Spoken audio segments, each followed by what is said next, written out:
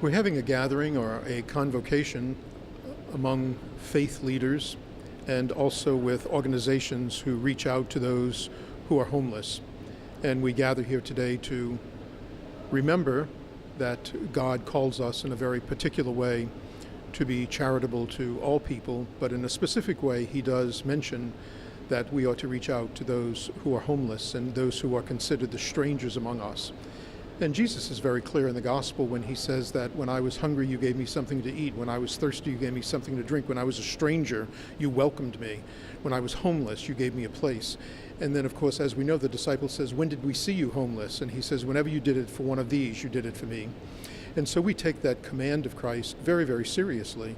And certainly in the city of New Orleans, there is a great struggle and a great problem with homelessness. And there are no easy solutions. And so we come together today to pray not only for the homeless, but also to pray for wisdom that we will know what the Lord is calling us to do, and also to collaborate with many organizations who really give of themselves in a very powerful way to reach out to the homeless and to do what they can for them. You mentioned there are no easy solutions. What alternatives do you see to the current situation? The alternatives that we see to the current situation is, first of all, providing some kind of shelter for the people who are homeless. But that's not enough either. Once they get into those shelters, it's also important that we teach some job skills, that we help them in terms of spirituality and self-esteem.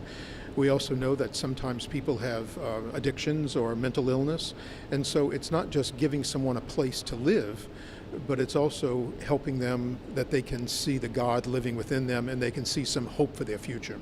We are meeting with a group of faith leaders here from New Orleans and also elected officials just to talk about the city's recent crisis on homelessness and what we can do to help. Well, my organization is called Louisiana for Lifeline, and we advocate for the Federal Communication Commission's Lifeline phone program.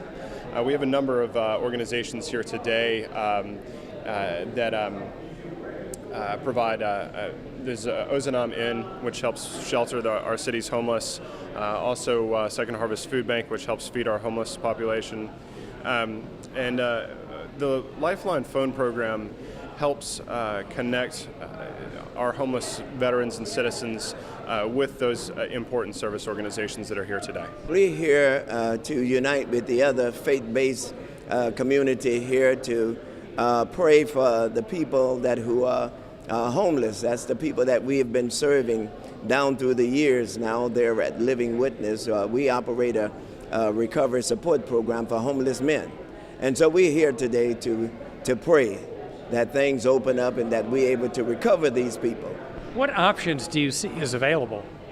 I think that those individuals, those organizations, mainly the faith-based organization that provide services to the homeless people, I think that once we can reach out to them with these various wraparound services that many of them need to get off the street, particularly substance abuse and mental health treatment, to help them to get into the mainstream of society, yes. I am so thrilled to be invited to be part of this today so that we can talk about the impact that faith has had on the issues that Second Harvest actually cares about, which is feeding hungry people. We actually were founded more than 30 years ago when the Catholic Church brought together other faith leaders and talked about this issue of hunger in our community and what they needed to do about it.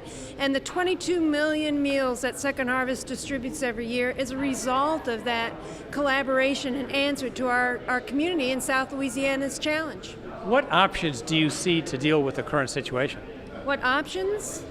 I do believe that as a country we are now faced with a situation where we have to tighten our belts. And so the place of faith-based organizations and nonprofits are extremely important. Unfortunately, the economic recovery is not reaching the middle class and those most in need. So our services are called upon more and more. So number one, to be ready to respond to the emergency food relief. And here in Louisiana, we know better than most people, since as a community we've experienced those kinds of disasters. And then secondly, how do we do it better? we know that hunger and nutrition go hand in hand. So what can we do? Cooking programs, nutrition education, what can we do to help impact the health and help people fulfill their own potential? What's your reaction to today's gathering? Well, I feel great about it. I'm really excited by the turnout, and it's a great event. I'm hoping that we see many more that come in here. I'm wishing that we see many more that come in to realize how great this problem is in our city. So when we reach out to this community, we are really helping ourselves.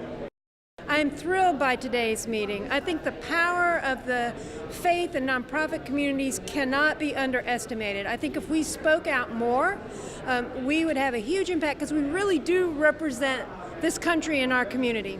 It's powerful.